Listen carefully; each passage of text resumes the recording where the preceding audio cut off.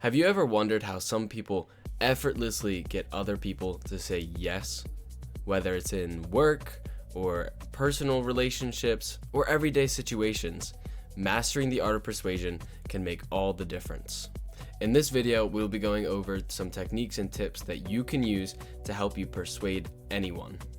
The first thing that we need to cover is what makes people make decisions.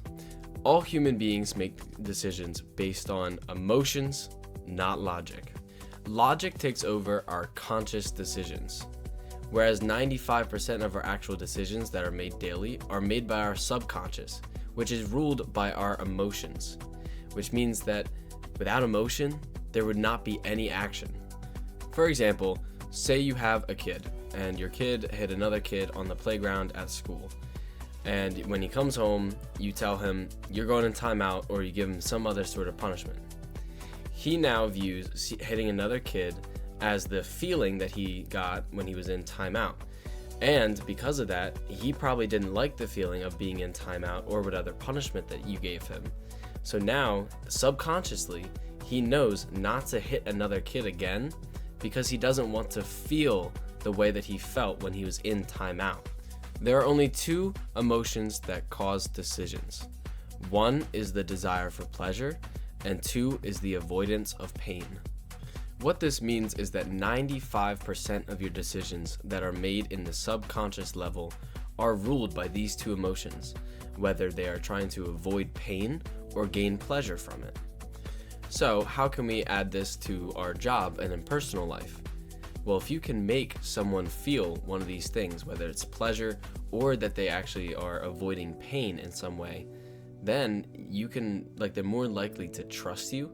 And also in my line of work, if you're a salesman, they're more likely to buy from you if they feel like you're giving them a solution. Some of the best sales agents actually use this in their pitches. Whenever they go out to a new client, they will use their solution and their avoidance of pain, or whatever their added bonus is, to pleasure. They will typically advertise those in some way by finding out their pain points and then solving them. A major technique that salesmen also use is what we call the fear of missing out, which means that if a person does not buy your product or does not have their product, they are missing out on some sort of trend or something that everybody else loves, which means that you kind of prey on that idea of pleasure of well, once they buy this, they will be happy. They will be satisfied with their life because they will fit in. So typically you can kind of use that fear of missing out and the pleasure one hand in hand to make a sale. The next step is you need to back up the purchase with logic. So that now that the salesman has instilled a feeling or emotion in the client that they're trying to close, he will then back it up with logic about how they will make them feel that emotion. Or in the sense of if you're in a relationship or something like that and you're in an argument, you can say it almost well, this is the logic behind it. I know that you're feeling this way, but what is the logic? And here it is. So whenever you make a point, you should always have logic to back it up, but that initial point needs to have some sort of emotional tug or pull on the person. Now, I'm sure that actually a lot of you have used this or have had this happen to you in your life. For example, with the new Apple iPhone, really there's not much of a difference between the iPhone 15 and the iPhone 16. But people always like to get the newer phone as soon as it comes out because they want to fit in. They want to feel like they are satisfied and part of this economy, I guess you could say, that Apple has. They want to fit in and they feel pleasure when they buy it. And then typically they will actually back that up with logic about how it'll make them fit in. Even though the salesman doesn't need to do any selling to you because you're already doing it to yourself. You know that you want to fit in. So if I want to go get that iPhone, I'm going to back it up with oh, well, it will help me fit in, or oh, it has this tiny new detail that actually is huge. That is the end of the world, Genmoji. That's going to totally be why I get it. You try to back it up with logic to make you yourself feel better about wasting that money. Now, I actually have a very perfect example of this. I used to be a huge video gamer. I used to love playing this game called Valorant. And in that game, they have a lot of digital skins or gun skins. Now, I knew that there was no reason that I should get it. No reason at all. It's a digital asset that does nothing. It literally does nothing for you besides make your gun sound cool, and yeah.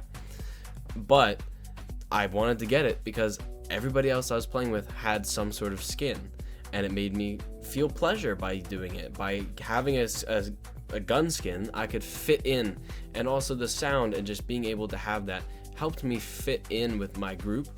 And so, of course, I bought it, and then I backed it up later with logic. I was like, oh, but it'll make me fit in, or like, oh, I can make that money back this way. I can make a video on the gun skin and get money back that way.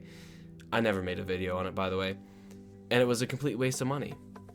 And that just shows that it works on everyone.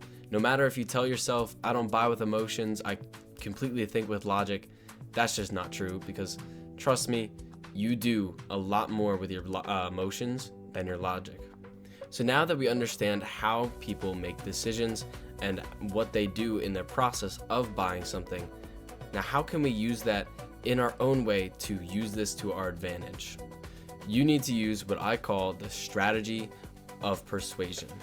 The strategy for persuasion takes 3 steps: polite, patience, and persistence. First, you need to be polite and address the person you're talking to with respect and be more willing to hear their side.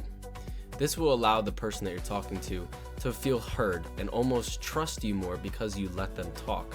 This will also build a feeling of mutual respect between the both of you. Next, you need to have patience. Having patience can almost let the person believe that you are listening and that you care about your side, but also it makes you seem more trustworthy because you're not pushing for the sale. You're there to hear their side just as much as they're here to hear your side. So it almost builds a sense of mutual respect and trust like in the other one, but then it also makes it so that they don't think that you're just rushing for a sale and that's the only reason you're there, which in turn actually makes them more willing to hear your side. And then finally, you need to be persistent. Polite persistence is how you get the sale as a salesman. If you are passionate about your product or whatever it is that you're selling, then people will pick up on that and they will believe that you are actually there just to help them. You're not there to just get a sale. You're there to help their business or whatever it is grow. And now for the opinion side in your personal life, you need to also have some strength and confidence in your opinion, in your side, to know that you are confident in what you're talking about so that they will believe that you know what you're talking about.